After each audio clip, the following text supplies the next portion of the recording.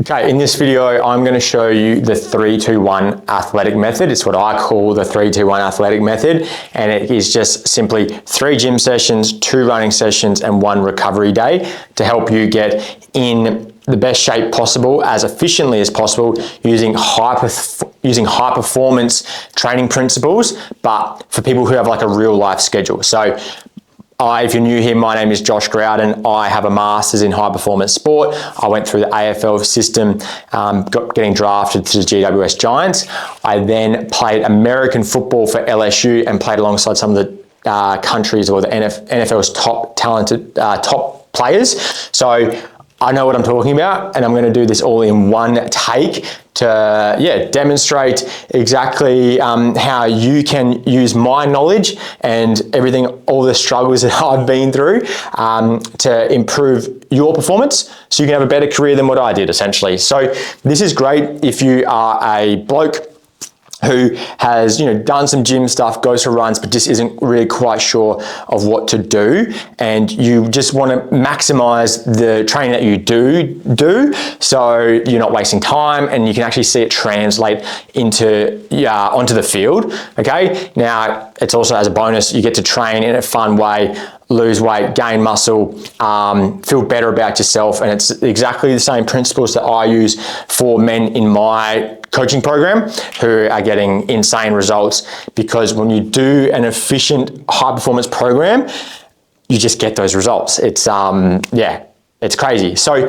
call it 3-2-1 method, and essentially it is 3-2-1 athletic method, sorry.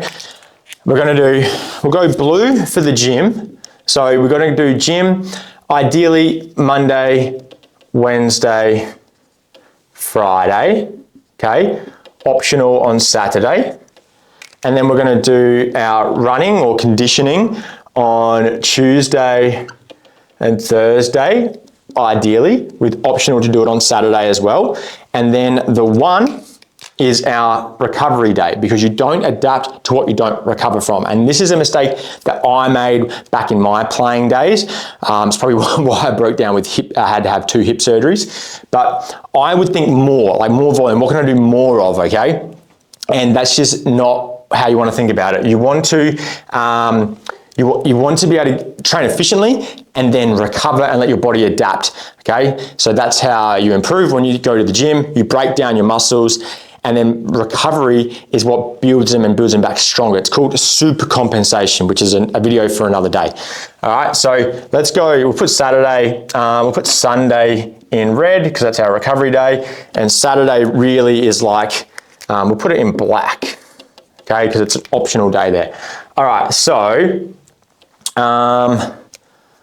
feel like we might need to move this over a little bit. See it better. Okay, so let's look at Monday. So Monday, we're probably this can vary, but Monday, like, we're not doing push-pull legs anymore, fellas, all right? It's, say we think upper body, lower body, total body. Now, this can vary depending on where we're at in the off-season, but for simplicity's sake, we'll say it's upper body, lower, and total, okay? And then Saturday, optional arm session and core session. And now this is just what I do. This is based on my knowledge and expertise. Other people might do other things. Cool, I don't care.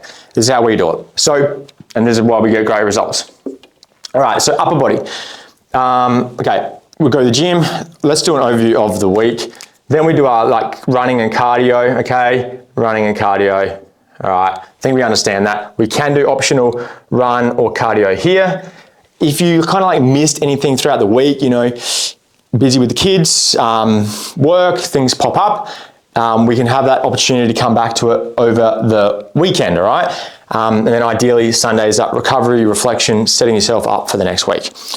So so that's kind of like the overview of the 3-2-1 method. Now I'm going to break down kind of each one for you. So with the gym session, right? So a lot of people go to the gym and they just don't know what they're doing. They're like winging it. Like I said, probably still doing push-pull legs, going there, might do a few bicep curls. You don't really know what you're doing. Now, this is where a lot of coaches go wrong. They try to provide these exercises, athletic workouts for people who go to a general population gym. And now I train at both. So I understand what it's like when the gym's packed and you can't really superset things, you can't use that piece of equipment, someone's on it. So I try to maximize the efficiency so you're not bouncing around too much, going from piece of equipment to piece of equipment. I totally get it. And sometimes I'll have a workout where I just stay in a rack and just use a barbell, and you can get amazing workouts just with a barbell. Okay, so anyway, upper body. So warm up. For your warm up, you want to raise,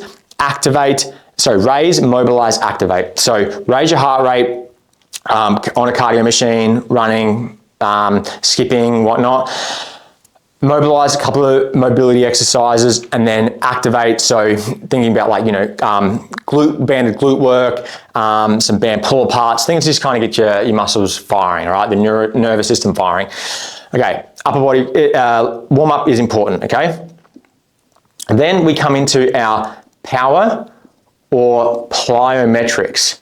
So if it's a upper body day, we're thinking more like med ball throws, explosive push-ups, things like that. If it's a lower body day, we're thinking like jumps and bounds, single leg jumps, hops, bounds, things like that, okay?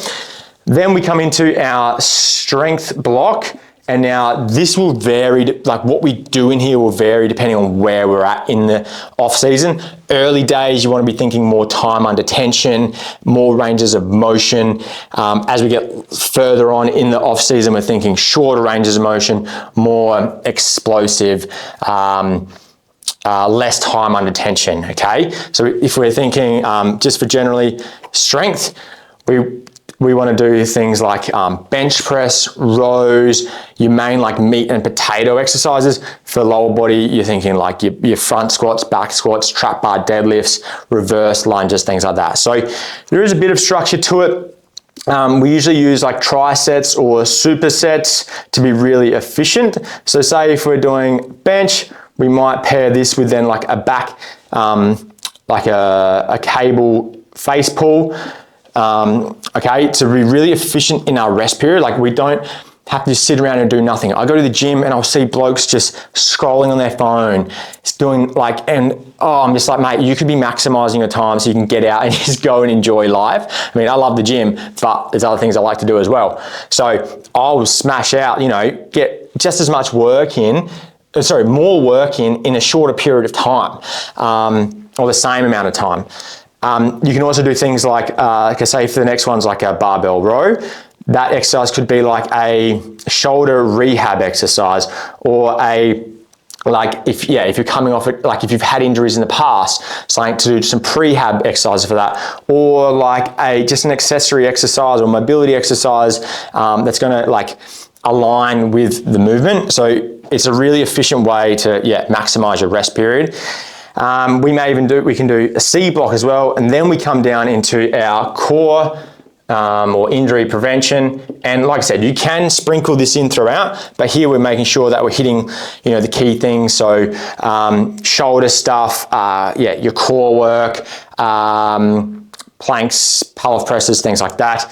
For lower body, it could be like your hamstring resilience exercises, adductors, okay, calves, tibialis, things that kind of get neglected, but these can be sprinkled throughout in your rest periods as well. This is more like if you're a bloke who's got a bit of time that day and you want to do some extras, come hit these at the end. Okay, so that's kind of like how you structure your gym sessions. Similar, it's essentially the same across. Things will vary. You might not, it doesn't always have to be a tricep, doesn't always have to be a superset, but it is a really efficient way to maximize your time. Cool. Okay. If you have any questions, just leave them in the comments and I'll do my best to answer them. Now, for your conditioning blocks, main thing is don't get into running like too hard too soon. That's where a lot of people break down. So say we've given ourselves a few weeks off after the season, we can kind of work into some running. That's what we do. We take a bit of time off, maybe a cruisy flush run on the weekend, especially for blokes who just like going for a nice run, headphones in. I love that. But we're thinking cardio in the early stages. So when I say cardio, I'm thinking conditioning off legs on a bike, rower, elliptical, things like that. But when we do get into our running, we want to get our warm up in. So you go for a nice jog, get the heart rate up, and then do some dynamic stretches. And then you want to go into some like speed improvement drills. So SIDs, okay, speed improvement drills. So that's like technique work to develop your running technique. And the main things there, like you want to get good at putting force into the ground. And so increasing your stride frequency and your stride length is essentially what we want to do for speed. But the main thing is also like acceleration. So footy is really played in the short bursts of acceleration. It's not really about top end speed. So first 2 steps. So we're going to be doing some like short, punchy, explosive work over like 10 meters. And then once that's done, it's all kind of, that might take 20 minutes. Then we come into our like conditioning block. And this is where we're not going for long, boring runs. I know a lot of blokes, they tell me they're going for like, I do a 5, 10K. I'm like, mate, that doesn't, there's no wonder you don't feel fit. Like you don't feel footy fit. So we want to do long intervals, especially early on in the off season, and then progress to short intervals. Now, long intervals are about, say like 45 to a minute plus. So like no more than 3 minutes. And then short, we're thinking like, less than 45, typically 30 seconds or less. And there's a lot of different ratios that you can do, like the work to rest ratios. I won't go into that. But the main thing that we do is we use maximal aerobic speed as a measurement. So we take your time from your 2K, put it into a simple equation, and then we can prescribe the exact time or distances that you need to hit so that you can get individualized improvements. So I've made an article on that. You can check it out. Comment below if you want me to do a video on that. But yeah, that's how you should structure your running sessions, okay? Maximizing it because you kind of go warm up into speed development into your conditioning, okay? And now it is just really important that you do structure this in a smart way. Like a lot of people make the mistake of like trying to piece together someone's running program from somewhere, someone's gym program from another. And that's where they kind of either break down or go wrong. They're not training as efficiently as they could. Because for example, say like here on this lower body day, if you were to have like heavy RDLs, smashing the hamstrings and then like Nordic curls as well. And then you come out and do like a really explosive speed session within those 24 hours. Like you are really going to, one, not be as explosive as you could be. And when you're training for speed and acceleration, you kind of want to be. And you're really going to increase your chance of getting injured doing a hamstring, okay? So you want to be smart about this. This is where we would have not so much the speed and acceleration, but more just the conditioning. And we would deliberately have it that it's not that short explosive where you can go max speed, be more of a longer effort where you've got to ease into it. You're not exploding out and putting yourself at risk of an injury. So really smart. Try not to piece it together. I know for some of you, it's you might not have the money or whatever. So again, I've got free resources. Comment below and I can make another video. I've got lots of free stuff for people. And if you do just want me to handle it for you, if you're a bloke 23 to 35, that's who I help get the best results for. It's who I work with closely. You can tap the link in the description and apply for my off-season training program, or my Kings of Conditioning, we call it, fitness program. So you can train athletically on a real life schedule and join a bunch of legends who are pushing each other to be their best. Okay, so kind of done that. Total body, similar process. And then Saturday, Sunday, this is where a lot of guys kind of like catch up on some things they may have missed throughout the week. Kids got sick, work took over, work got busy, and you missed a session, you can kind of chuck it on over here for Saturday. Or if you've hit everything off perfectly, you can do some arms and core. All right, feel good session. And then go for that cruisy run or some off legs conditioning if you want to get a bit of extra in. And far out. We could do another video on cardio, like your off legs cardio, but it's essentially interval work. And Sunday is recovery. Like I said earlier, you don't adapt to what you don't recover from. So, things like, honestly, it doesn't have to be crazy. Going for a walk, sticking your legs over on the bike, eating well, okay, getting like lots of good calories in to recover essentially. And like you want to be doing that throughout the week anyway. Sleeping well is going to be huge, but then like mentally recovering as well.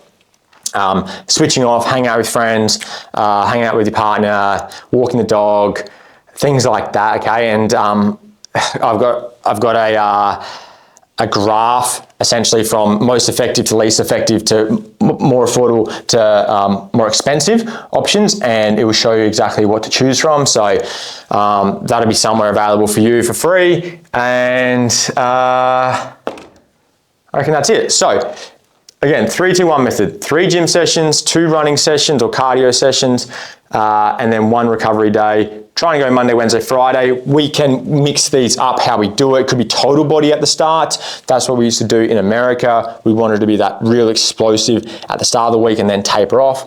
But it just depends. And it's again, I don't want to throw too much at you, but this is a good structure to start with. The running session. So warm up, speed improvement, focus on acceleration, and then short and long intervals, and then the recovery, and then again, use that Saturday to kind of catch up. So if you like this video, make sure you subscribe. If you are a bloke who would like my guidance, one-to-one support to get you in the best shape of your life without overtraining, then hit the link in the description, and one of my team members or myself will reach out to you. If I like your application, if we think you'd be a good fit, then we'll reach out and start the process to have you, fucking dialing in and getting in the best shape of your life. The results speak for themselves. You will see through that link all the results, all the testimonies, everything like that. If that's what you feel like you'd be a good fit, then apply. Cool. All right. Thanks for watching. See you in the next video.